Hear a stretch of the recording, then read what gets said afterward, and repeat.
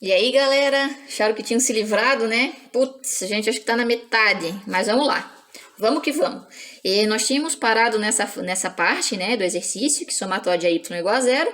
E com a sugestão que eu dei a vocês, fazendo como se fosse, né, a dedução do centroide, como a gente fazia nas aulas 1 e 2 desse módulo, nós tínhamos duas regiões retangulares. Então, a gente ia calcular a área.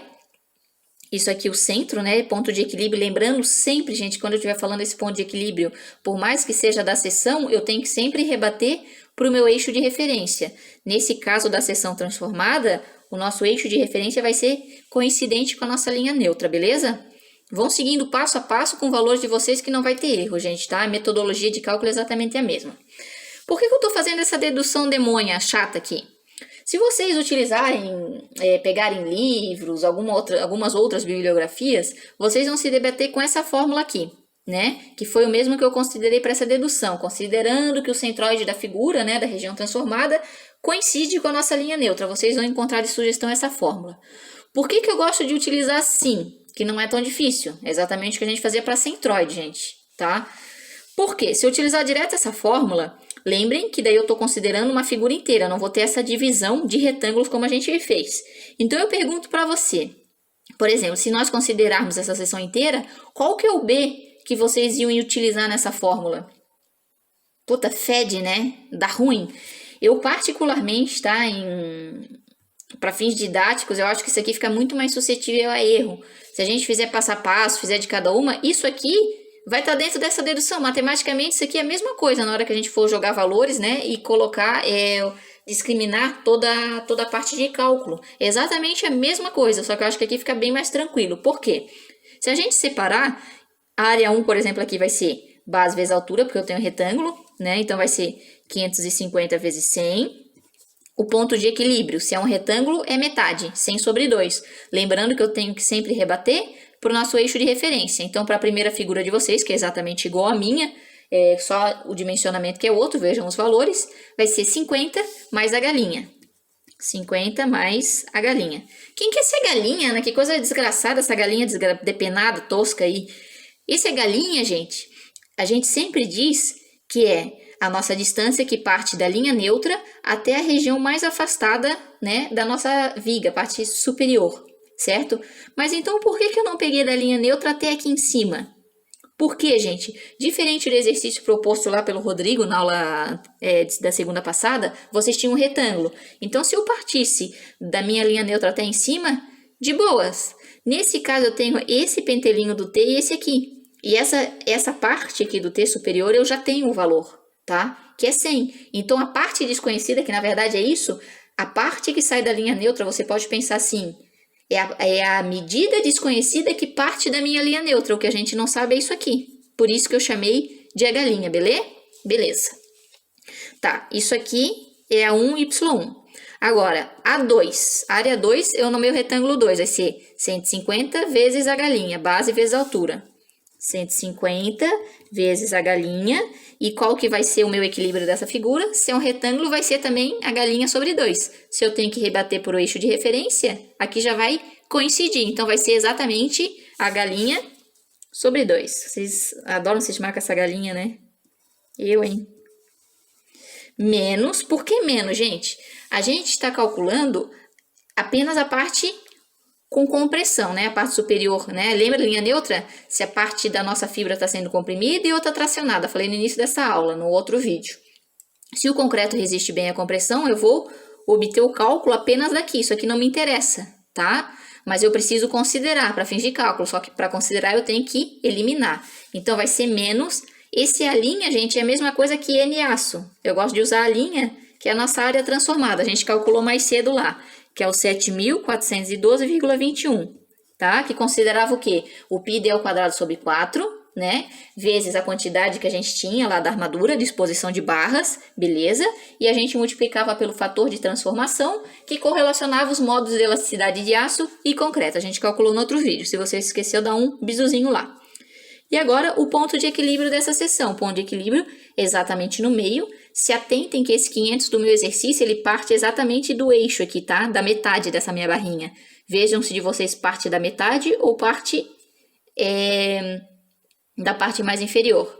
Então, vai ser metade disso aqui, vai partir da metade e vai até a minha linha neutra. Essa medida, que eu não sei qual é, mas vem comigo. Eu sei que o 500 é da parte superior até esse eixo de simetria.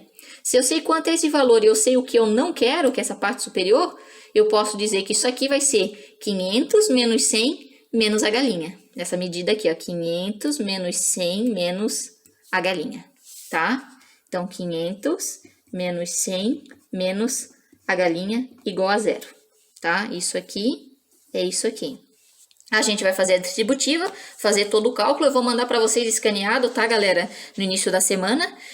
O passo a passo. Aqui eu vou me ater mais aos métodos de resolução, o que você precisa levar em consideração da disciplina de resistência dos materiais. Se alguém tiver dúvida em algum pentelinho da conta aqui, não tem problema, mas entre em contrato depois só para a gente não prolongar muito a aula, tá? Então aqui depois de toda a distributiva e juntar o que for a galinha ao quadrado, o que for apenas a galinha e o que for apenas o termo independente é o termo que não tem letra, esse último que eu estou escrevendo aqui, tá?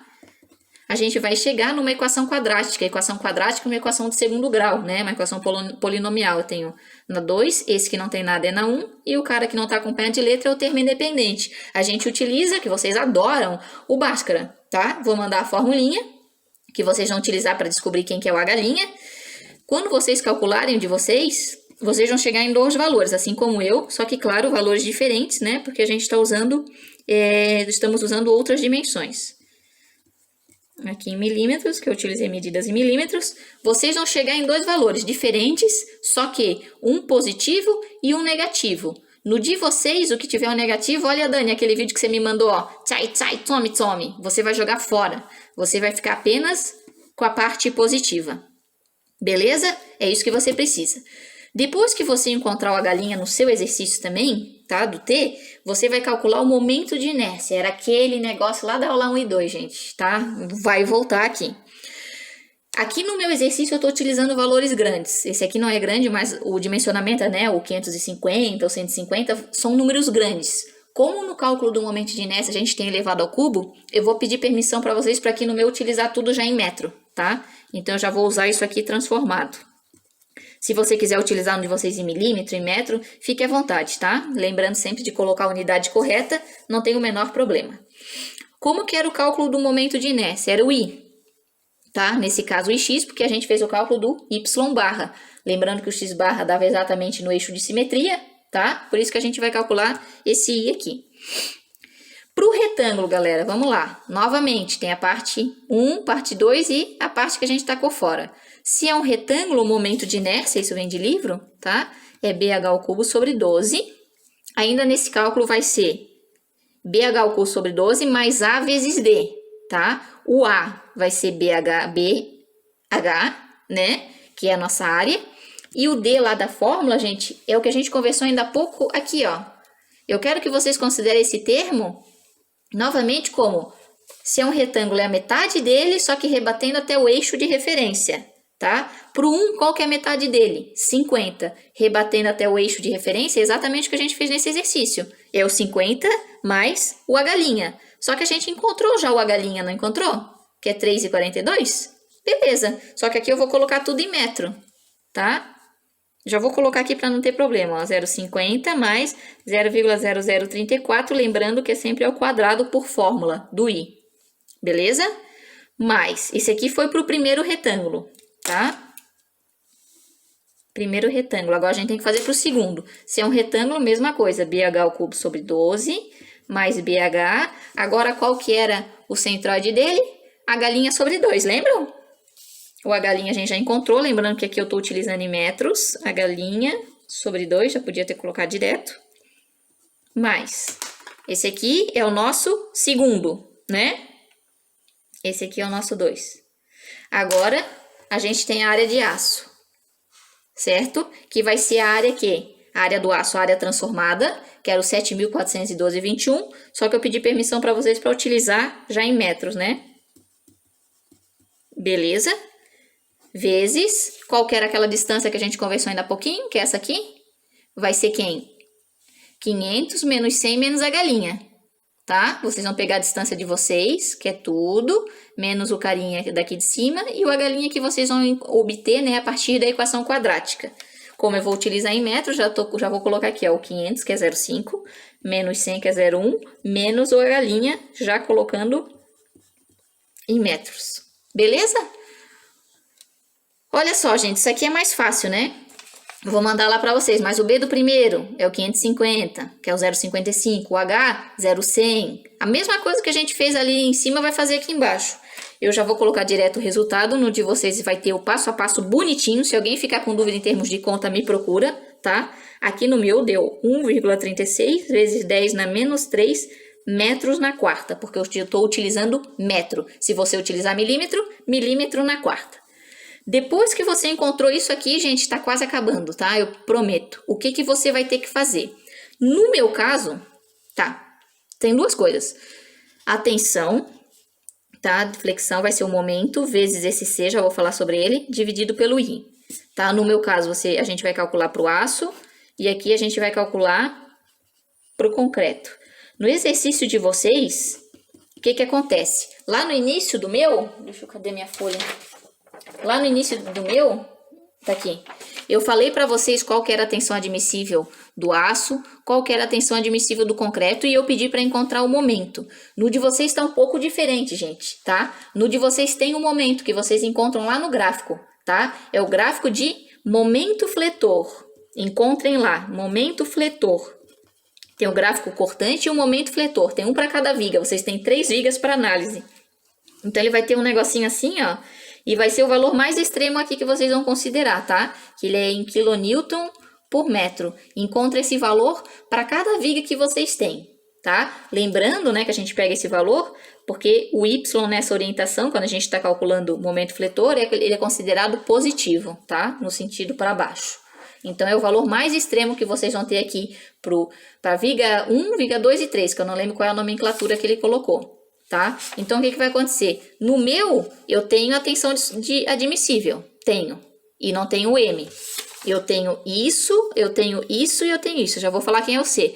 No de vocês, vocês têm o M, vão ter o C e o I que vocês vão calcular. Vocês vão encontrar esse carinha, tá? Porque ele quer saber se a viga é segura. Então, vocês vão ter que encontrar qual que é a tensão admissível. Tá? Vocês vão ter que encontrar isso aqui. Certo? O valor que vocês encontrarem aqui com essa tensão, vocês vão comparar com a tensão que ele deu lá no enunciado, se é maior ou menor que a de ruptura, tá? Beleza. Então, aqui no meu, pro aço, vamos lá. Pro aço, quanto que era? Pro aço, deixa eu ver aqui, era 280 megapascal. Então, é 10 na 6, igual a M que eu quero achar. O C, esse C, gente, vem lá do desenho. Se o C é para o aço, é a parte inferior. É a parte que está sofrendo a compressão. É a parte de baixo. O C para o concreto é a parte de cima, tá? Desculpa, a parte do aço é de tração e a parte do concreto é compressão. Então, C do concreto, essa parte de cima. Aqui vocês vão ver lá no de vocês. E o C do aço vai ser essa medida de baixo. C do aço, tá? Então, para o nosso aço, que é o que eu estou calculando primeiro. Qual que vai ser o C? É o 500 menos 100 menos h', tá? Que vai ser aqui 396, eu já passei para metro, 0,396, beleza? Dividido pelo Ix que eu encontrei, que é 1,36 vezes 10 na menos 3. Gente, só se atentem a uma coisinha. Quando vocês estão calculando o aço, ele tem que multiplicar pelo N. Lembra quem é o N? O nosso fator de correção, que relacionava o módulo de elasticidade do concreto e do aço. O nosso tinha dado 7,55. Ainda tem que multiplicar por isso aqui. Então, o meu resultado aqui vai dar M igual 0,127 vezes 10 na 6 Newton por metro, que é a mesma coisa, né? 10 na 6 é a mesma coisa que eu escrever 127 vezes 10 na 3, se eu andar 3 vezes, 3 casinhas com a vírgula, né? Notação científica.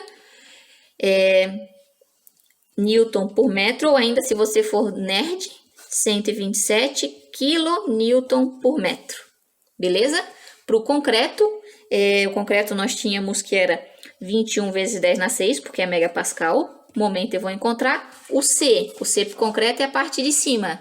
Vai ser 100 mais a galinha, né? 100 mais a galinha, 100 mais 3,42, 103,42. Só que como eu passei para metro, tá?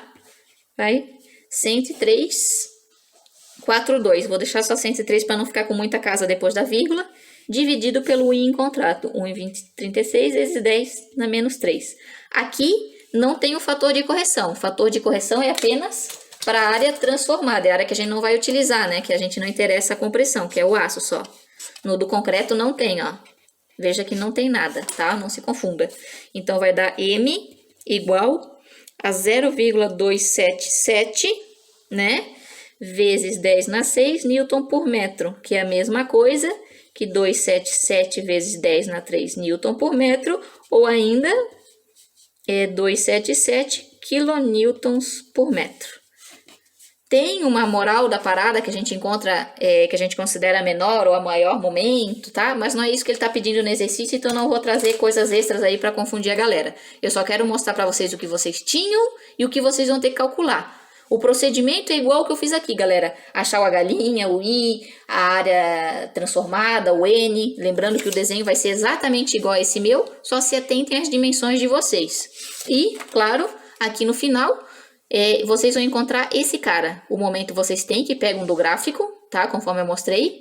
O C vai ter o C do concreto, você vai pegar essa parte toda aqui de cima até a linha neutra. O C do aço, a parte de baixo até a linha neutra, tá? E aí vocês vão comparar essa tensão, né, que é a tensão admissível, que é permitida ali, que é dada, vocês vão fazer comparação, tá, com aquele fornece no enunciado, vão ver se é maior ou menor para poder assegurar, né, que a viga é ou não segura. Beleza, gente? Um abraço, bom final de semana.